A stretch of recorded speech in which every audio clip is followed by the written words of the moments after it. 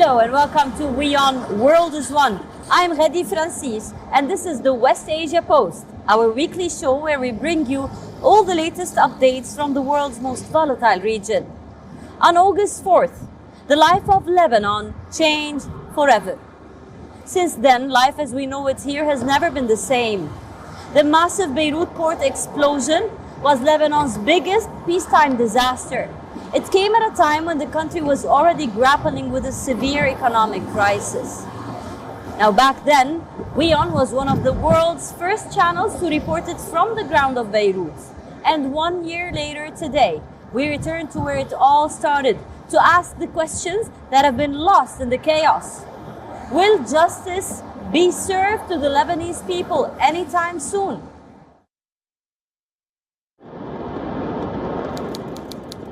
August 4th, 2020. A warehouse in Beirut caught fire. When it ripped through the building, this happened. A huge mushroom cloud engulfed the skies. The massive explosion rang through the city, devastating the Lebanese capital in mere seconds. What happened? Shockwaves were felt miles away.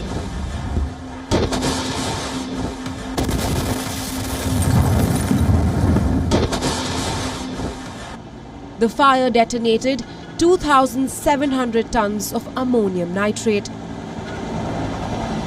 a highly explosive material stored in the port.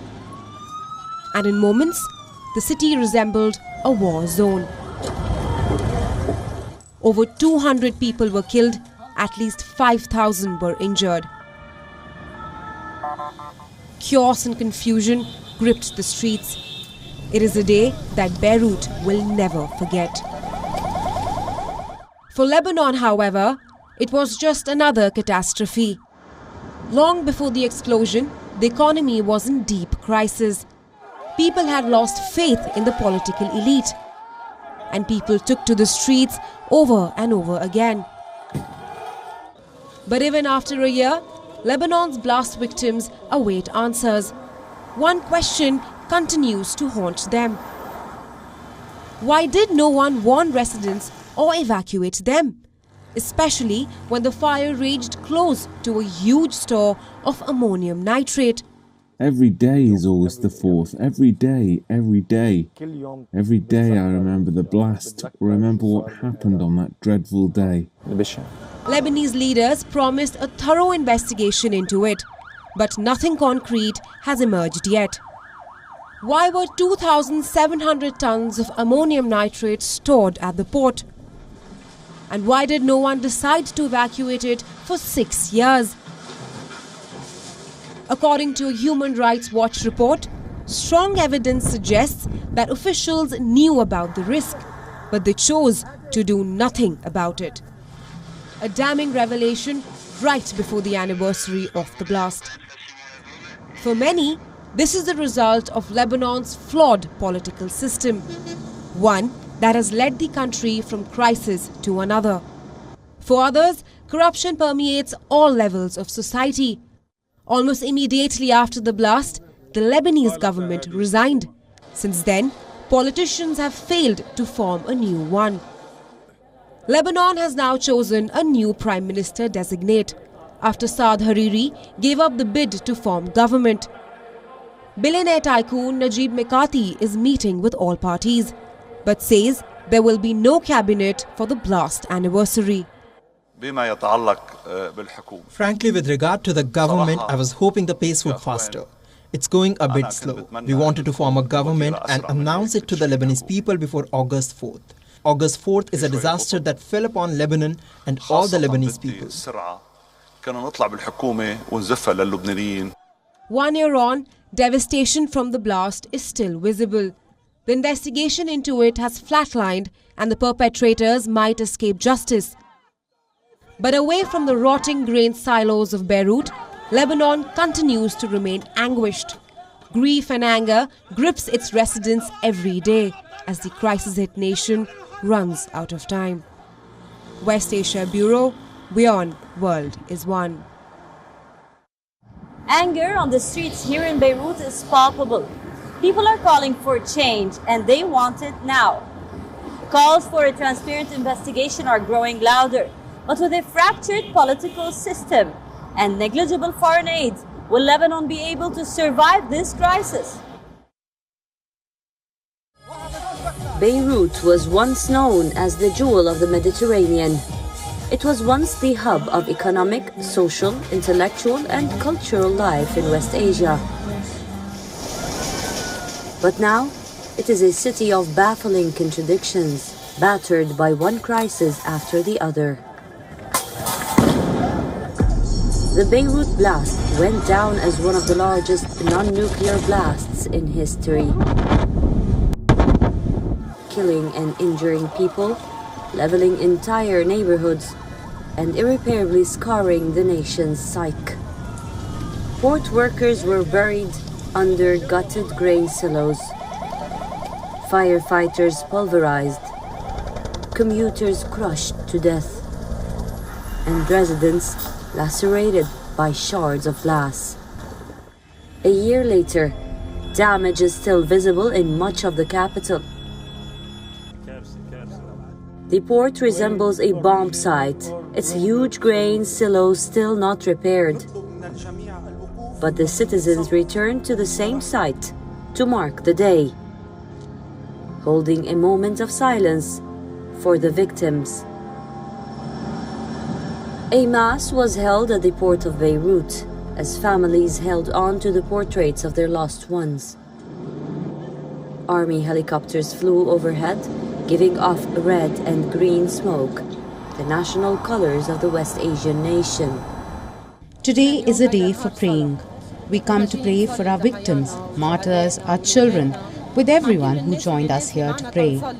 There is more anger than sadness, but their time is coming. Let them keep hiding behind their immunity and run away like mice from their homes. But soon, grief gave way to anger. Clashes broke out in the Lebanese capital as protesters scuffled with the security forces. Water cannon and tear gas were fired at the demonstrators, and dozens were wounded near the site. Protests are not new for Lebanon. The country has been protesting since 2019, as it reels under its worst economic and political crisis. The victims blame politicians for stonewalling the probe, stalling the lead investigating judge's work at every turn.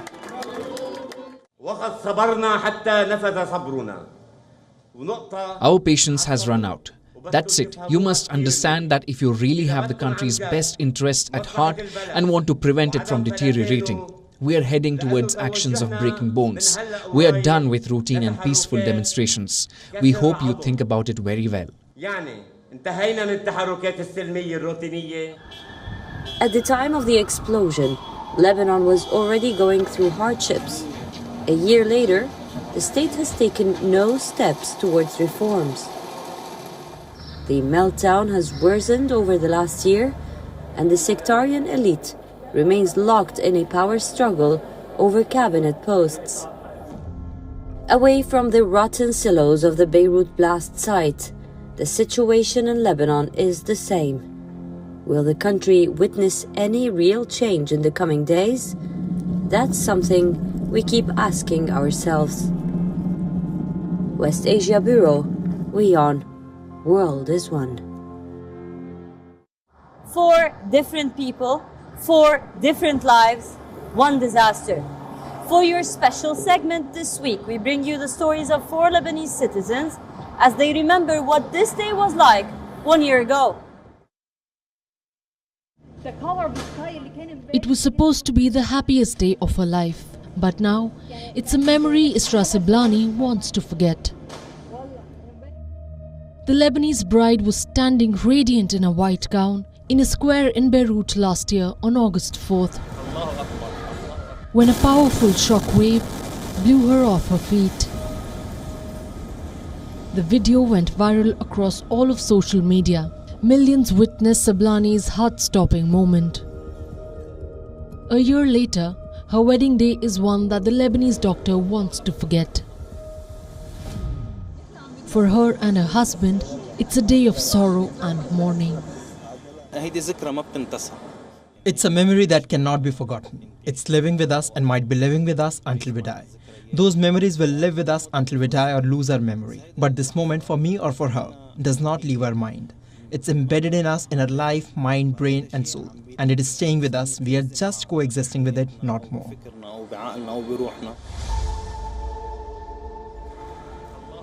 When Isra Sablani was running for cover from the blast, in a hospital in Beirut, baby George was not even born. His mother was in labor when the explosion happened, screaming as the windows came crashing onto her bed. She then went to give birth to her first child under torchlight. A year later, George is as old as the Beirut port blast. His parents believe he's a symbol of life, bringing hope to people in Lebanon. George was a symbol of life for people. Many took strength from him after the blast. We met people after the blast who were themselves affected by the blast. When they heard about George, they would be happy. They would honestly forget their stories. It was nice. George gave a lot of hope to people in Lebanon. But for some survivors, hope is running out. For them, every day is August 4th. Rizk was in the office working when the second blast hit. It left him with 350 stitches all over his body and face and partially impaired his vision for life. Having survived the near-death experience, Rizk considers August 4th as his rebirth. He now wants to continue this new chapter of his life, but far away from Lebanon. This year passed very quickly. I don't feel like a year has passed. I don't know. I maybe feel like it has been a few days or moments in the blink of an eye. It's been a year since the explosion. Time has stopped completely. Every day is the 4th of August. Every day. Every day I remember the blast or remember what happened on that dreadful day. Every day. For others, the fight for justice continues. A year on since Beirut's devastating port blast, the pain has only grown stronger for this couple. Their 22-year-old daughter was killed in the blast. Little progress has been made to punish the perpetrators, but Jessica's parents aren't giving up anytime soon. They are waging a campaign along with other families to find the truth and honor the victims of the blast. Every day we tell them that there is the 4th of August. There were people who died. Beirut was destroyed. There were 6,500 people who were injured. If we stayed quiet and stayed at home, we will not know the truth. Because of that, we take to the streets, so we know the truth. And we are sure and we have faith we will get there. It is not up to them. For the citizens of Beirut, August 4th is a grim reminder of the many tragedies that the country is witnessing as they call for justice and better living conditions. It is a day that remains etched in the heart of the country. West Asia Bureau, WION, World is One. And from Beirut to some other capitals in the region, let's take a look at what else is making the headlines across West Asia.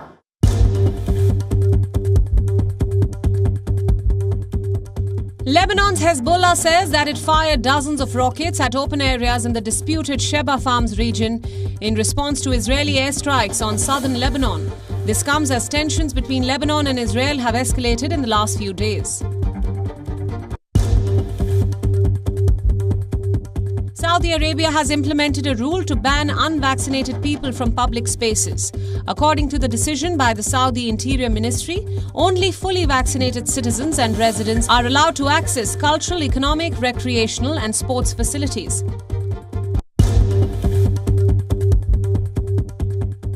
Iraq has said that the US is returning more than 17,000 ancient artifacts looted and smuggled out of the country after the US invasion in 2003. This includes a 3,500-year-old clay tablet bearing part of the epic of Gilgamesh. The epic is a Sumerian tale, considered one of the world's first pieces of literature. The Israeli court has postponed the Sheikh Jarrah verdict, floating a compromise between the Jewish trusts and the Palestinian families. The compromise would allow the Palestinian families to continue living in the homes for another 20 years, during which they will have to pay some rent to the Jewish trust and recognize ownership. As temperatures soar during the hottest months of the year in West Asia, Gazans headed to the beach to cool down. Spending the summer days at home with limited electricity and no access to fans and air conditioning becomes unbearably hot for the citizens of the Strip. Iran has a new president. Ibrahim Raisi is the number 2 in the country, a trusted lieutenant of the supreme leader Ayatollah Ali Khamenei. Raisi's rise to power marks the return of the hardliners in Iran. But with tanking economy, crippling sanctions, protests, and the COVID-19 pandemic, will Raisi steer Iran out of crises to its former glory? In Iran's presidential election of 2021, Ibrahim Raisi had all the odds stacked in his favor. But as Iran's 8th president takes his oath, the hardliner knows that his job will not be an easy one. Iran and Raisi are at crossroads. The economy is tanking, the sanctions are crippling, and even loyal supporters are fleeing the pinch of inflation. Raisi's rise to power marks the return of the hardliners, but the new president faces a complicated set of challenges. The first is a nuclear deal that needs to be salvaged. Raisi replaces Rouhani, who championed the JCPOA in 2015. But 6 years later, talks between Washington and Tehran remain indirect. World powers are scrambling to get back to the deal. And US sanctions are wrecking the Iranian economy. While the supreme leader, not Raisi, has the last to say on the deal, Raisi has not shown any resistance to reviving it. But the president believes that sanctions must be lifted before Iran returns back to the historic 2015 deal. Sanctions against the nation of Iran must be lifted. We will support any diplomatic plans that will realize this goal. The policy of pressure and sanctions will not cause the nation of Iran to back down from following up on its legal rights. It looks like US was paying close attention to Raisi's words. Soon after the inauguration, it called for Iran to return to negotiations. We urge Iran to return to the negotiations soon so that we can seek to conclude our work. We've heard what the new Iranian president has had to say on that score. Signals sent by Iran and the US suggest that restoring the JCPOA will be tricky. But for now, instead of looking west, Iran seems to be focusing on the east. Raisi is planning to improve relations with neighbors, as well as Russia and China, a move that could help the tanking economy. China and US relations are at an all-time low, and as the saying goes, an enemy's enemy is always a friend. As for West Asia, Raisi is likely to do what the regime wants. He enjoys extremely close ties with the Iran Revolutionary Guards, so funding their West Asian resistance should not be a problem. With Israel to worry about, Iran may look at strengthening this axis.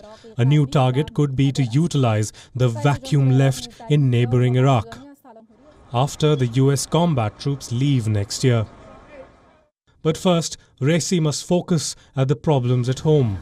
Economy remains the new president's Achilles heel, and no one knows that better than Raisi and the supreme leaders. Water shortages, the coronavirus pandemic, and no jobs means that the public is angry. Angry enough to call for the death of the supreme leader. 40 years of history show us that nothing could change the situation. Even though he's a good and honest person, there is still nothing he can do because the situation is fundamentally bad. Raisi's presidency comes at a crucial time for Iran. What he does in the coming days could decide the future of Iran and all of West Asia. For now, we will just have to wait and watch. West Asia Bureau, WION, World is One. Turkey is burning. Huge swathes of forests have caught fire. Firefighters are battling blazes day and night, and people are being evacuated from their homes. Wildfires have been one of the biggest disasters that the country have faced in the past few years, and it looks like it is taking a toll on Erdogan's presidency. We tell you more.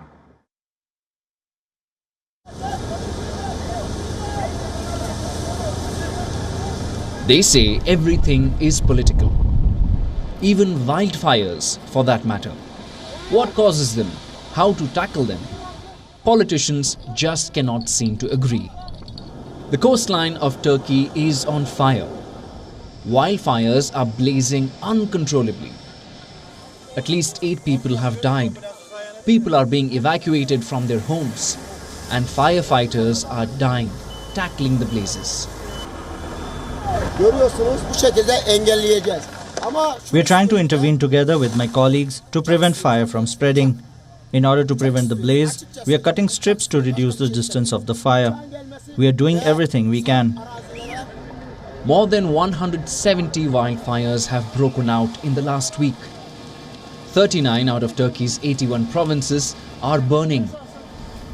Hundreds of square kilometers are charred. Caught in the middle are residents and tourists. If there had been more firefighting crews that came here, this wouldn't have happened. Our fire extinguishing helicopters were insufficient, and because it was insufficient, the whole village burned down, and our homes burned down. If there was a firefighting crew in our neighborhood, this would not have happened. People are slamming the poor response of the Erdogan government. In a summer of widespread climate disasters, the wildfires have given the opposition fodder. They are uniting against the Turkish president, calling out his lackluster efforts to tackle the blazes. The disaster has largely affected the southern districts, areas controlled by Turkey's opposition party, the Republican People's Party. They say that the government is not giving them enough resources, not even planes, to tackle the blazes. Erdogan is also playing a blame game. When the fires first erupted, he called out children for starting them. Although it is known that the fire in Marmaris was caused by children, an investigation into the other fires continues. In fact, one person has been taken into custody in connection with the fire in Milas. Among the many criticisms is the mothballing of planes. Turkey had no planes to combat the fires, and when help was offered, it refused. Until the situation got out of hand. Erdogan faces re-election in 2 years. For now, he is Turkey's most popular politician. But his support has been sliding. Tensions are running high across the country. First with the pandemic and a frailing economy, and now with the worst wildfires in almost a decade. The country's president seems to be fighting a lost battle, doing what he does best, crying wolf. West Asia Bureau, WION, World is One.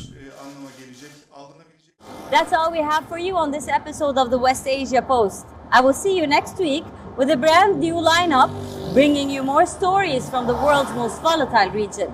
Until then, stay home and stay safe. I am Ghadi Francis, and you're watching WION. World is One.